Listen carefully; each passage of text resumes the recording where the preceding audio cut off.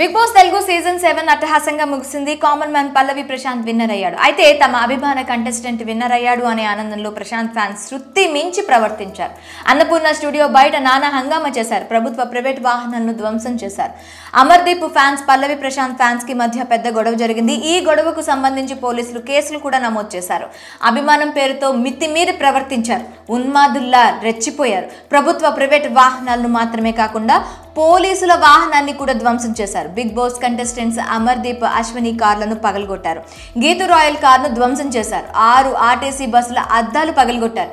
ఈ మొత్తం అల్లర్లపై కేసులు నమోదయ్యాయి. జూబ్లీ హిల్ స్టేషన్ లో ప్రశాంత్ మీద, అతని అభిమానుల మీద పోలీసులు కేసు నమోదు చేశారు. ఇక ప్రశాంత్ పై అయితే 6 సెక్షన్ల కింద కేసులు పెట్టినట్లుగా తెలుస్తోంది. ఈ బిగ్ బాస్ అల్లర్లకు సంబంధించి పోలీసులు అరెస్టులు షురూ చేశారు.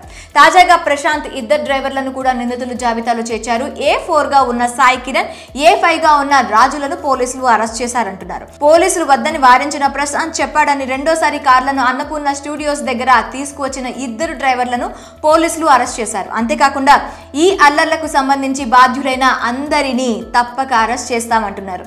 ఇప్పటికే పోలీసులు సీసీటీవీ ఫుటేజ్, వీడియోలను జల్లెడ పడుతున్నారు.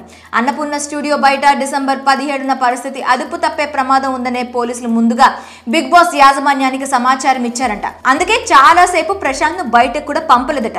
తర్వాత మెల్లగా ప్రశాంత్ ను వెనక వైపు నుంచి పంపేశారు. కానీ ప్రశాంత్ మాత్రం వెళ్ళి తిరిగి అన్నపూర్ణ స్టూడియోస్ దగ్గరకు చేరుకున్నాడు.